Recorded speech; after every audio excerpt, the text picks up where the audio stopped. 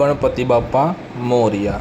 તો આજે આપણે 10 દિવસ ગણપતિના પૂરા થઈ ગયા છે, તો આજે આપણે ગણપતિ દાદાનું વિસર્જન કરવા જવાનું છે। સવારમાં બધા ઉઠી ગયા, ગણપતિ દાદાના આપણે દર્શન કરી લીધા છે, કારણ કે આજે છેલ્લો દિવસ છે। આજ પધરાવા જવાના છે, પણ બધાના મોઢા પડી ગયા, કારણ કે 10 દિવસ પછી ગણપતિ દાદા વિદાય લે। મારું પણ મોઢું પડી ગયું આજે બહુ ઉદાસ છું, પણ આપણે વિસર્જન તો ગણપતિ દાદાને કરવા જ પડશે।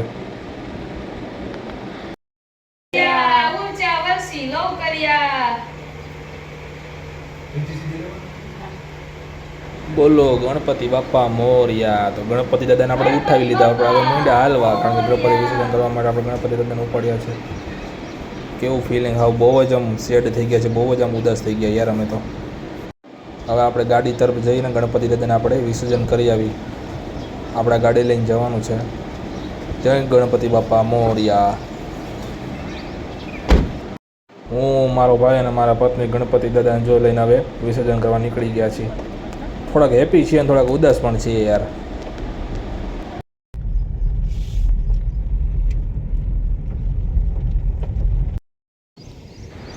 આપણે ગણપતિને દાદાને લઈને આવી ગયા છે ને આપણે પૂજા કરે છે। જો અમારી વાઈફ પૂજા કરે છે ગણપતિ દાદાની, વિસર્જન કરવા આવીએ છીએ। પહેલાં ગુલાલ લગાવવો પડે, આપણે એને અગરબત્તી કરવી જોઈએ, દીવો કરવો જોઈએ, આપણે એના માટે ફળ મૂકવું જોઈએ। પૂજા કરી છે, ફૂલ માથે રાખવા જોઈએ ગણપતિ દાદાને। આજે આ લોકેશન ઉપર આવીએ છીએ, પાણી પર બહુ સરસ છે નદી પાસે।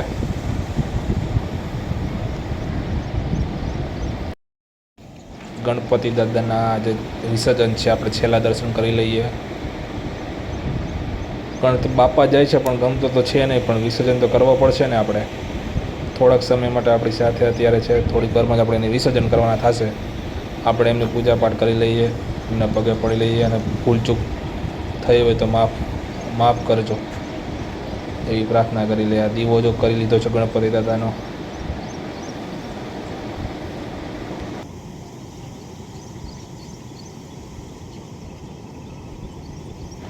પવન થોડોક છે, પણ ગણપતિ દાદા બાપા કહે છે ને કે ભગવાન હોય તો કાંઈ ન થાય। જો પવન હોવા છતાં પણ દીવો થાય છે, તમે જુઓ।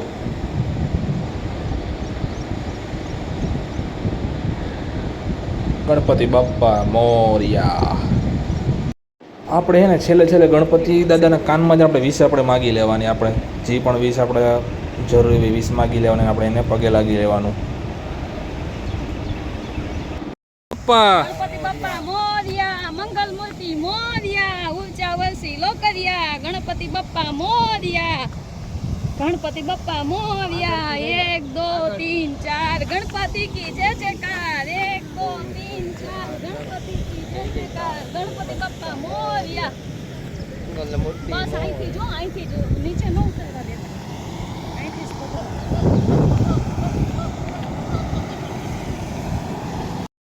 ધીરે ધીરે। ગણપતિ બાપ્પા મોરયા, ગણપતિ બાપ્પા મોરયા।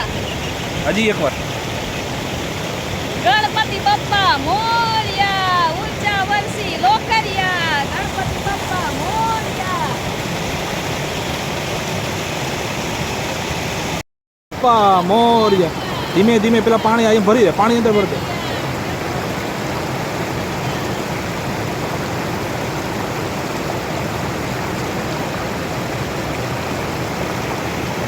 બસ પગે લાગીને આવતો રહેતો।